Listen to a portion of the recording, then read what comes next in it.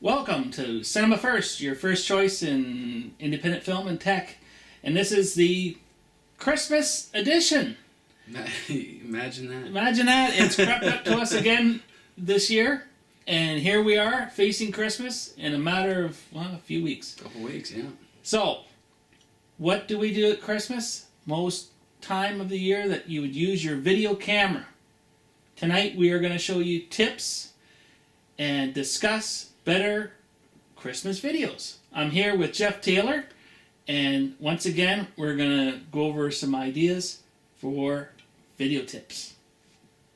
Well, the very first thing that you should do when you're recording Christmas videos is leave the tripod in the closet.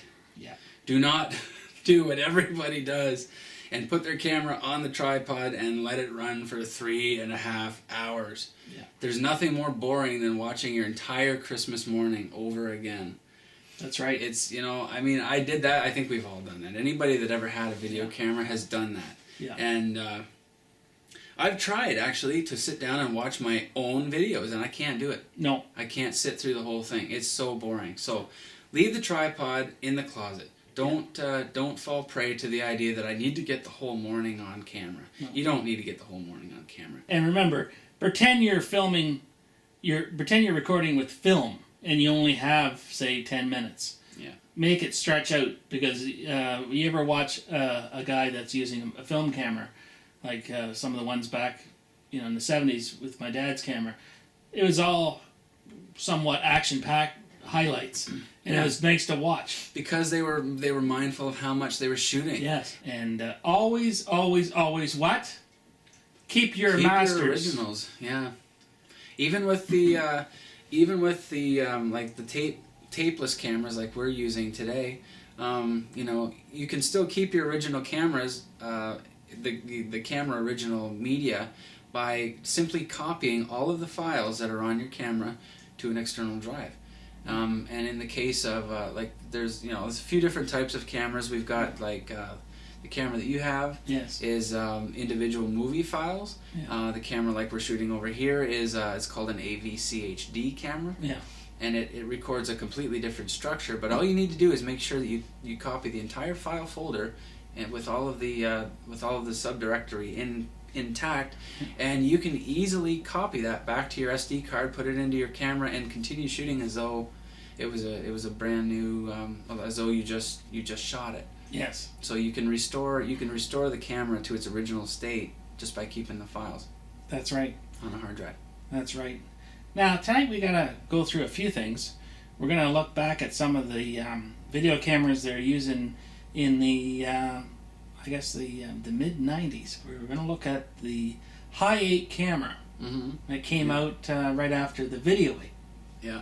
Now you used to own Video 8 camera, is that correct? I had both. I had my very first pro not pro, but like the like an actual good camcorder was it was an 8mm. It was a Sanyo. And it wasn't called Video 8. That was actually a trademark of Sony, which I found out actually after I bought this thing. Yeah. They called it Vision 8. That was what mine was called. Anyway, the 8mm format was very, very widely adapted by a lot of different camera manufacturers back then. Yes. And it was a great format. Really, really good. Very high density tapes. They held up well over time.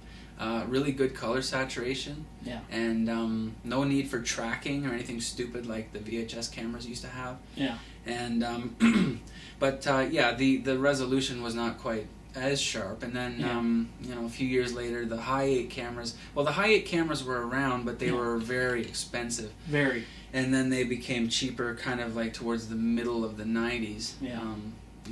Not cheap. Cheap being $2,000 instead of $4,000. I paid $1,600 for mine, and that was in 97. Yeah. Well, I remember looking at some of the High 8 handy cams, and they were like $2,800. Yeah. And it was like a dream to have one of these things. And a couple years later, they were the same price as the little 8mm camera that I'd had before. And now High 8 is completely obsolete. Gone. But now we're going to take a venture back to the late 80s with Mr. Jeff Taylor's Christmas present on Christmas morning. Yes. Take it away. It was Christmas morning, 1988, Wow. 24 years ago. I got a very special Christmas present that I had been asking for the whole time leading up to Christmas. I was so excited about it. It was the Fisher-Price PXL 2000 camcorder system. Oh, wow. And it was a toy camcorder. I mean, I know like these days, every cell phone, every iPod is a camcorder. Yeah. But back then, I mean, a camcorder was a very expensive item that most households didn't have.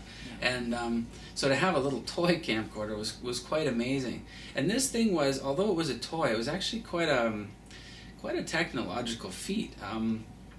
They were able to capture black and white video with sound onto a high bias audio cassette tape. It had to be a high bias because of the density of the particles on the tape. Otherwise it would, I mean, they worked. I tried it with normal tapes and it did work, but it was kind of garbly and crappy. Yeah. But it had to run through, the tape ran through the machine basically the same speed as if you were fast forwarding though. And so that was a little bit of a letdown when I did finally get the thing for Christmas.